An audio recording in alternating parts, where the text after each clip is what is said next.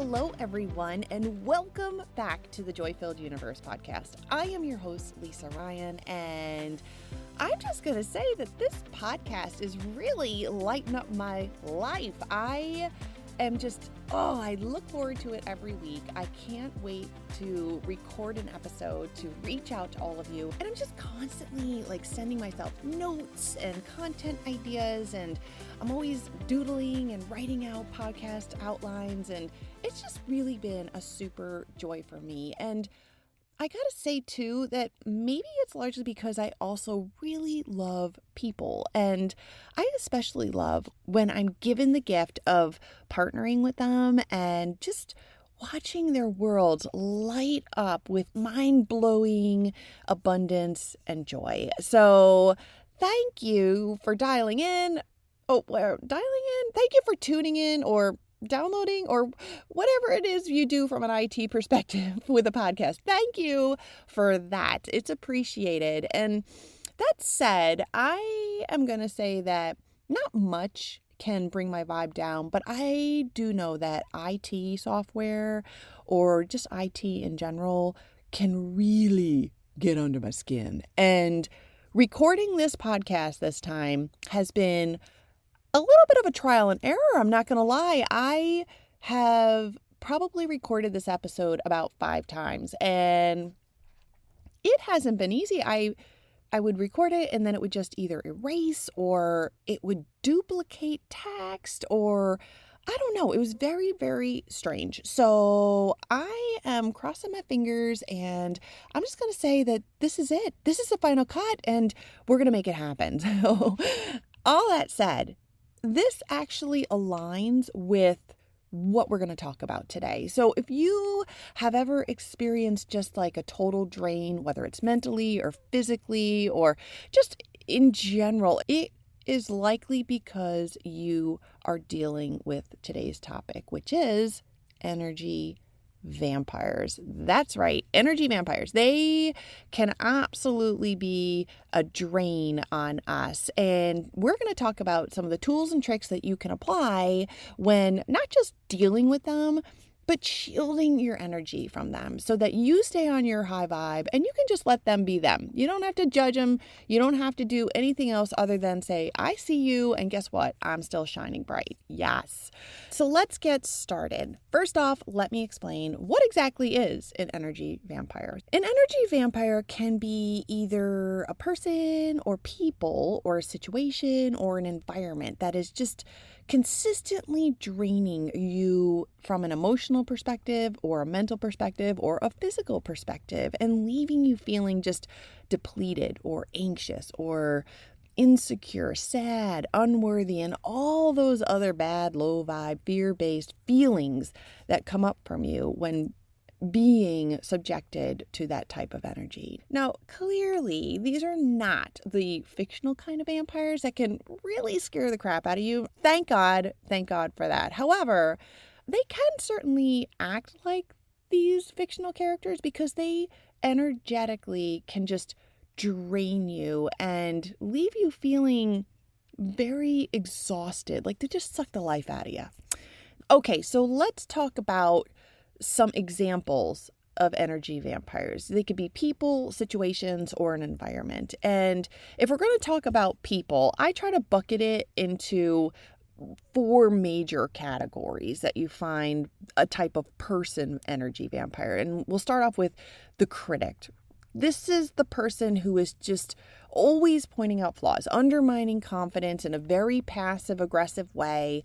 Or it's like that person who's just always putting shadow of doubt into your self-confidence, kind of like just the wet blanket. Then there's the victim. This is the person who is just constantly complaining about anything and everything. It's always poor them, and they have zero desire to really fix anything. They just want to complain, and they expect you to listen intently because they are really needy, and just nothing's ever good or happy in their worlds, and they always complain that nothing's ever working out for them. And they're also not interested in a solution. They just want to complain because everything is just always happening to them. God forbid it's ever happening for them. Then the narcissist. Well, this is the kind of person who absolutely demands attention and leaves little to no room for you.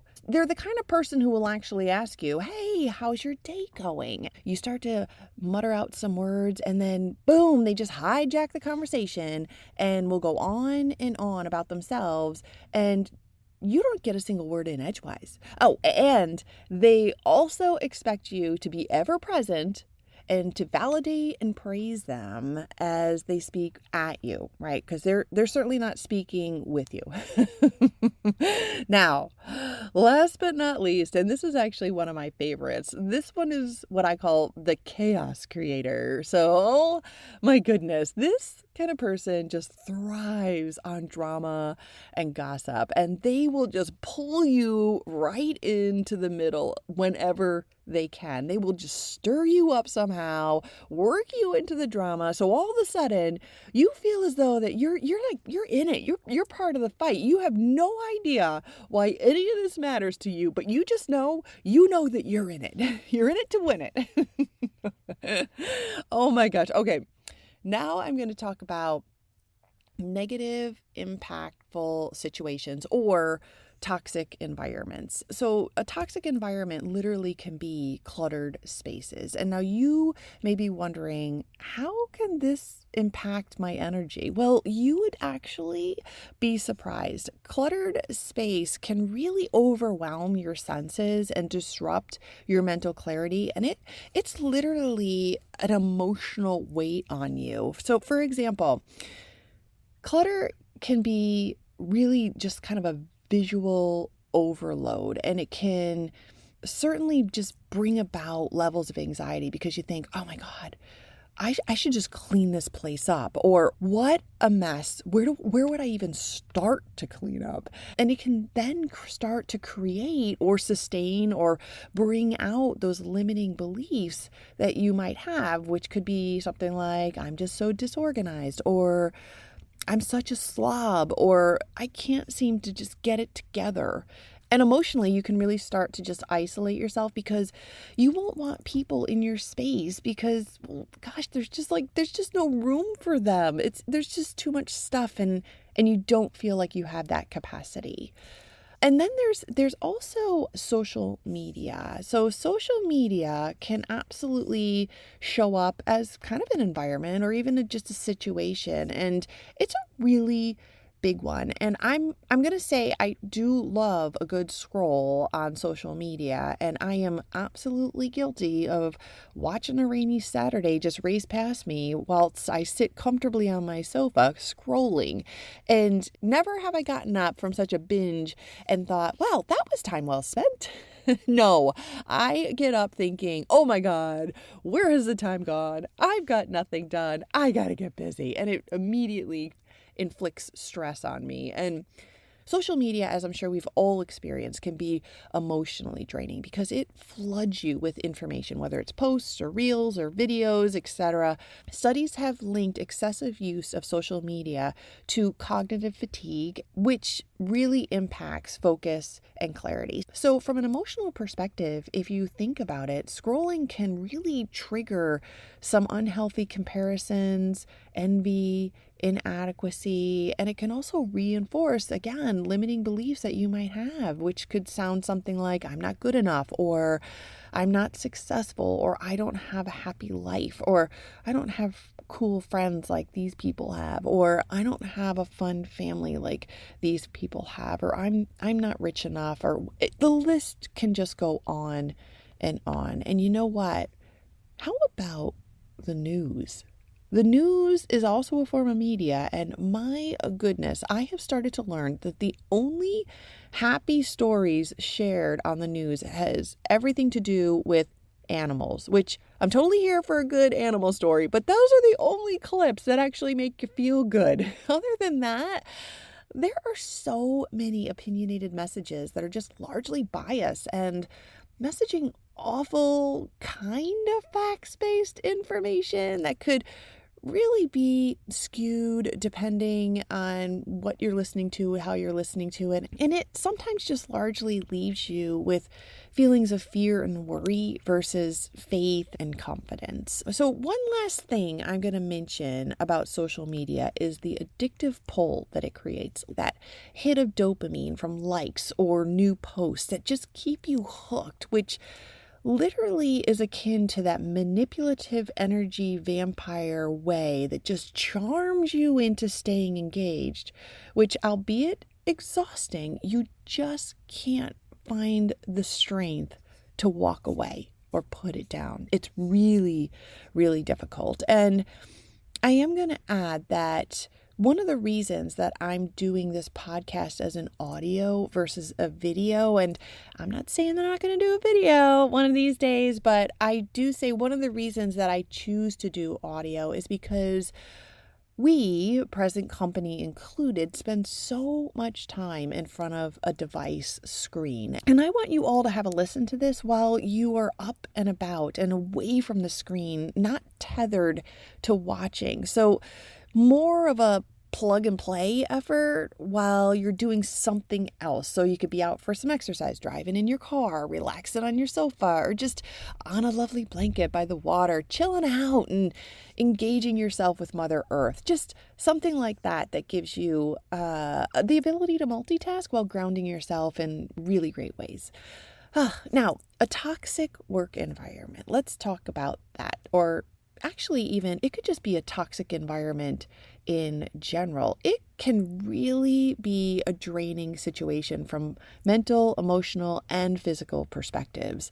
And it can be this way through toxic dynamics, excessive demands, or even just misalignment with your core values. So say it's something like just constant deadlines or micromanagement or unclear expectations. And then perhaps there's some toxic coworkers that are woven into that situation. And we've all dealt with some of those people who are just maybe hyper competitive or a little bit backstabby, those who might just create gossip, or maybe even a critical supervisor who just constantly tells you what you're doing wrong and very rarely ever celebrates what you're doing right or really well. And my goodness, how about those folks too that just glean your hard work away from you, and then they gaslight you into thinking that it was all their idea, and then they happily present it and receive all these wonderful accolades. Have you ever dealt with any of these people?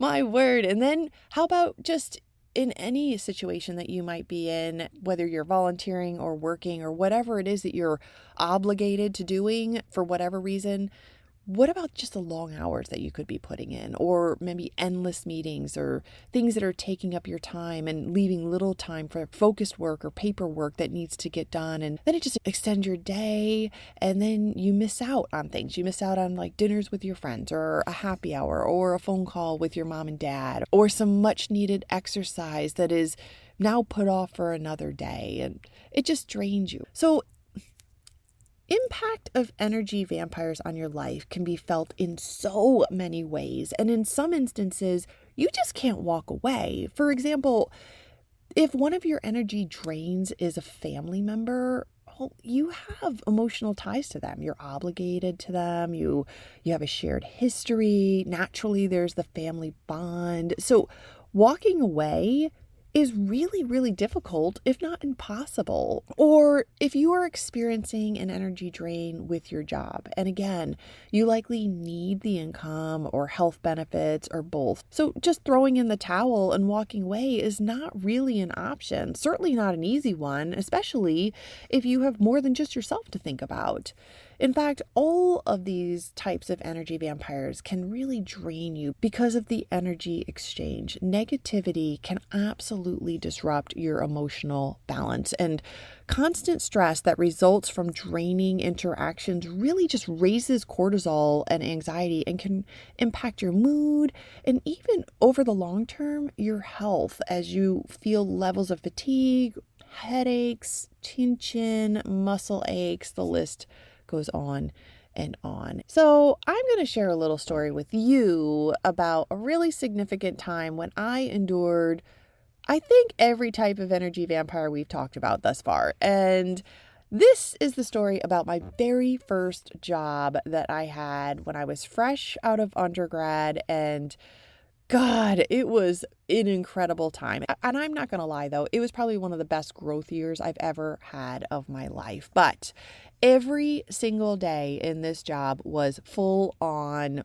war. It was crazy. You were constantly watching your back. The boss, who was also the owner of the company, was always pitting people against one another. And whoever was going to lose the battle was probably the one that was also going to lose their job. So no one was really friends. However, we were all forced to spend random weekends together at barbecues or house parties and like putting on a happy face. Well, me personally, I was internally terrified of everybody that was there. And it was also an expectation that you worked Monday through Saturday, while only being paid for Monday through Friday, mind you. And although they would always say things like, okay, hey, a little bit more time and you're going to be up for a raise. So you're going to get there. It's going to come. Well, it never came. And I personally was paid peanuts to the point where I had to go and pick up 2 other jobs just to make ends meet. I worked 4 nights a week at a retail store, and then my only day off, which was on a Sunday, I would clean a small office.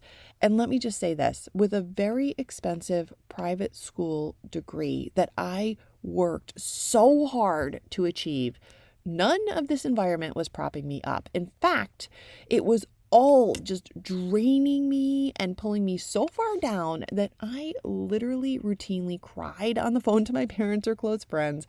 I would cry into my pillow almost every night because I felt like such a significant failure. And I'm even going to say that when friends from school were in town and they would call, I just let them go to voicemail because even though I really, really wanted to see them, I didn't because I was embarrassed and I just felt so unsuccessful. I felt poor. I felt alone. I felt absolutely drained of all of my joy. Now, don't feel bad for me because this story has a happy ending. And before we get there, we are going to talk about the tools and the techniques that can be applied when navigating energy vampires and avoiding that energy suck and keeping your vibe super high and in a very good, safe place. And these little nuggets are some of the very same tools that I used all those years ago. And boy, did they propel me forward. So here we go.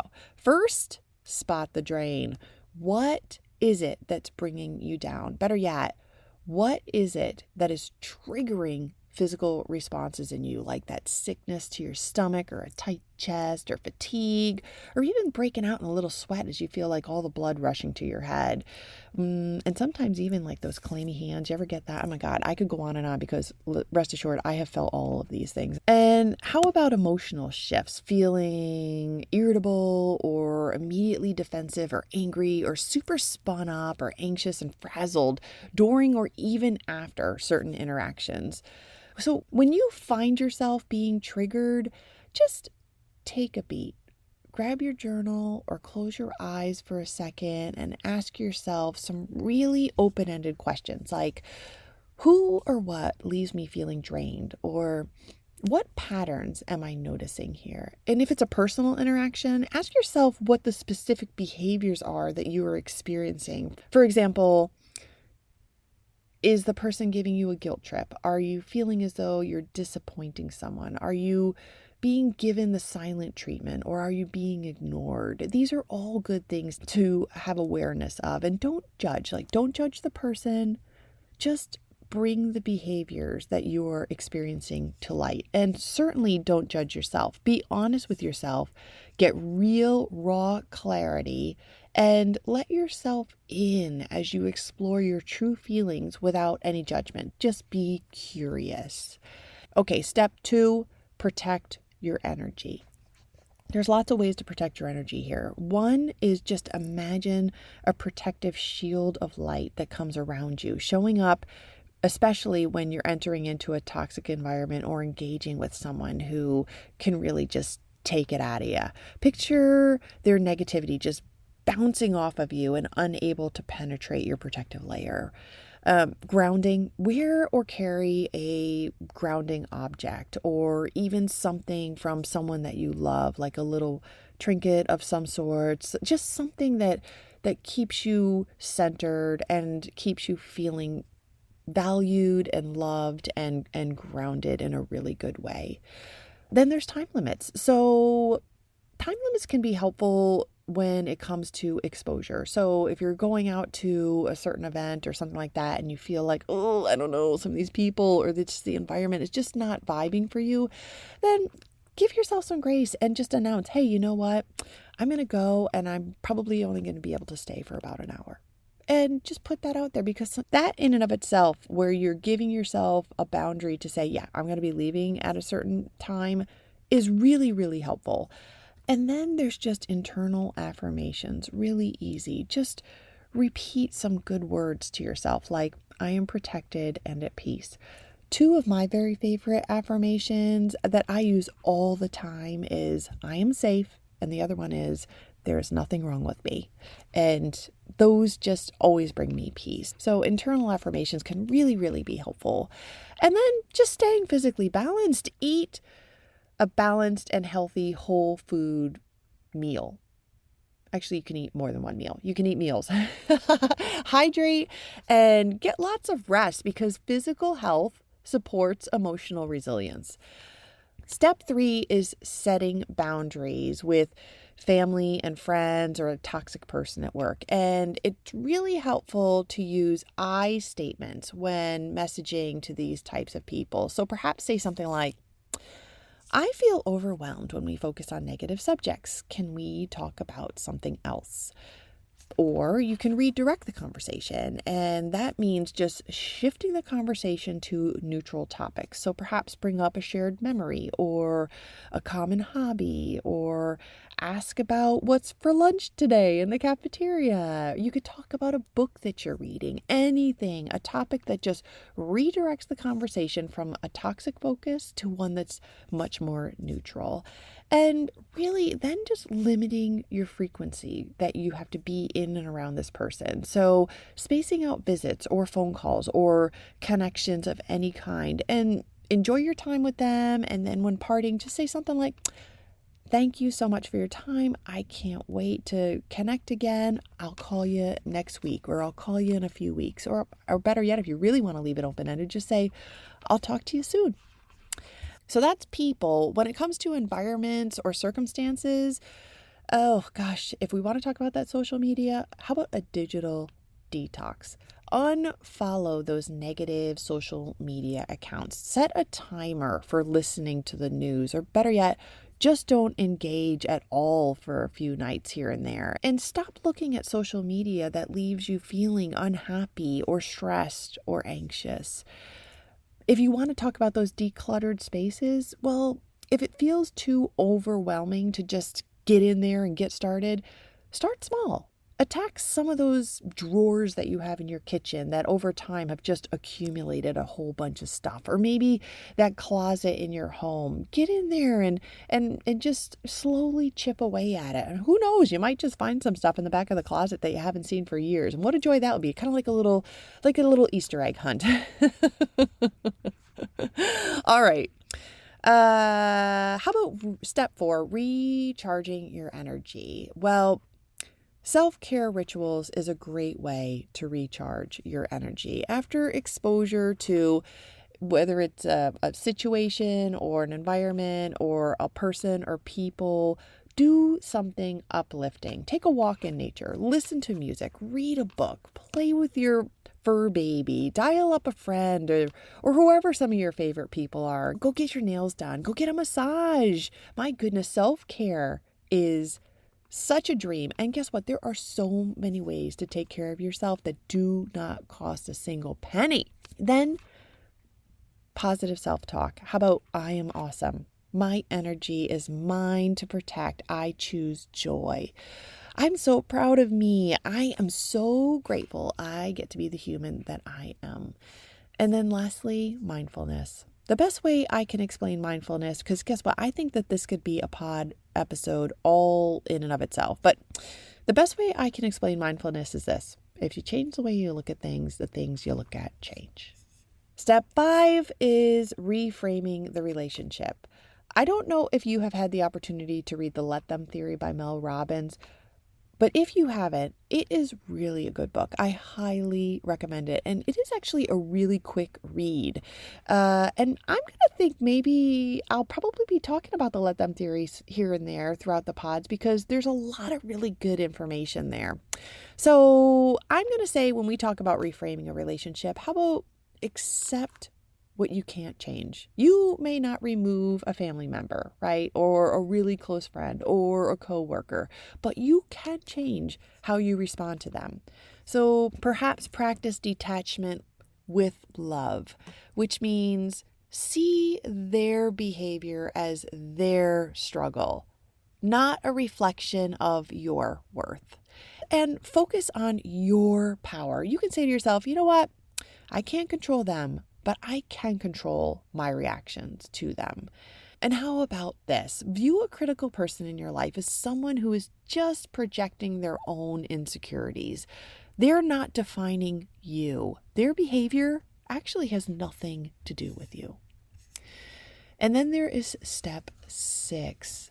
Build a positive energy circle, which means surround yourself with uplifting people to counterbalance the drains. Find people who just make you laugh, who encourage you, who are happy to see you, and who just give you a great vibe without even exchanging any words. And you can also do something for others. Pay it forward. Be the energy you want to attract. Create the environment that you want to live in and be that energy that you want to expand into your environment. And you can also join communities, whether it's a hobby group that aligns with your values or an exercise group, just a group that you look forward to spending time with. So that was our last step. And now I'm going to go back to my college story that I was sharing earlier. And this job, like I said, it was largely toxic for many reasons. The people, the environment, the lack of benefits and compensation, plus the 6-day work weeks and having to pick up 2 other jobs just to make ends meet. I mean, it was a really rough time. And thankfully, it was very short-lived. It was only about 1 full year. And here's how it all played out for me. I knew that my world was going to get better. Why? Because I knew exactly what my energy drain was. I knew it was all the things I just mentioned about my job.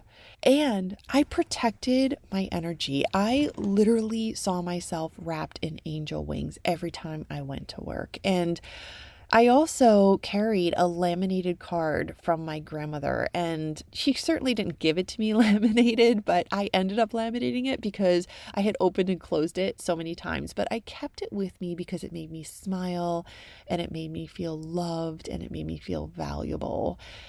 And then I also put limits on external work engagements. So when the weekend activities came around, I either didn't attend or I only went for about 30 minutes. And then I pulled the Irish exit. So nobody knew exactly when I left. And I also told myself things like, you are smart and you are talented and your hard work is paying off. So I always kept those positive affirmations just constantly streaming in my mind. Now, then there's step 3 where I set boundaries. I steered clear of some of the super negative people. And when I did engage them, I continuously redirected the conversations and kept discussions with a positive and optimistic spin. I recharged my energy. Step 4, I took care of myself. I found time for me, and I had a really adorable pet bird at the time, and I just loved hanging out with him. And I also found time to hang out with some of my friends that really just made me laugh and filled my well with joy. Step 5 was when I reframed the relationships with the folks that I worked with. I learned how to respond to them versus react to them. I let them behave in their own ways, knowing that it had zero to do with me and was certainly not a reflection of my worth or my value. And then lastly, I built a positive energy circle because I was kind and good to people. I showed up and I gave 110% to my job every day. I encouraged people around me and I praised their efforts. And I would even bring in snacks from time to time just because I wanted to share with people and because I could. And as a result of keeping this negativity away and not getting swallowed up in the drama and the toxic energy, my world shifted. I felt better about myself and my work. I felt confident in knowing that opportunities were inevitable because I was awesome and abundance was racing to me. And I say this because the company that was overseeing my project, they were overseeing like the company that I worked for. They noticed me. They noticed how I showed up, and they appreciated my optimism and my disciplined and productive work ethic. So much so that they asked me at one point for my resume. And then literally a few months later, I had arrived at my home after a really long day, and resting on my door was a FedEx envelope. And in that envelope was a job offer that doubled my salary, and it afforded me the opportunity to just quit that job in the retail store, quit the job cleaning the office. And I gave those people my 2 weeks notice while moving into the mode of finding a nicer home to live in and buying a new car, and then just looking forward to becoming new in this company and working a 5-day work week and making a paycheck that I was really proud of, and meeting new people who were much less toxic and much more supportive of each other as we grew together. So these steps really worked for me because they reminded me that I was worthy, that I was valuable, that I was in control of me, and I deserved better than where I was. And most importantly, none of the people I worked with or the environment that I was in had any control over my destiny. Why? Because I get to control where I go. I get to control who I am and who I become. And you get to control that too, because it's your God-given right.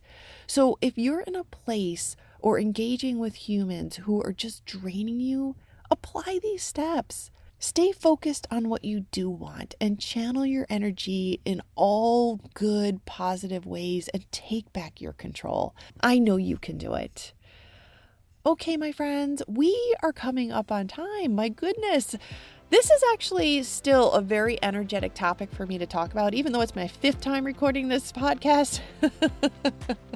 It's worth it. So, energy vampires, listen, don't let them dim your light. You have the power to protect and recharge, regardless of who or what situation you may be in. Try these tools and techniques. Let me know how they work for you. I bet you will be really pleasantly surprised. And here's a really good quote that I'd like to leave you with. You can't control the wind, but you can adjust your sails. Who said that? I actually don't know. I actually do not know. But I appreciate that quote, and I hope you do too. Okay, on that note, I certainly hope you found today's episode to be helpful. And if you did, please do me a favor and rate, follow, maybe even give me a review. 5 stars would be pretty awesome. And please share this pod with a friend. All of the above really helps me out. I am your host, Lisa Ryan. This is the Joy-Filled Universe podcast, where we explore all the tools and tricks that are going to make your universe even more joyful than it already is. I will talk to you next week. Bye.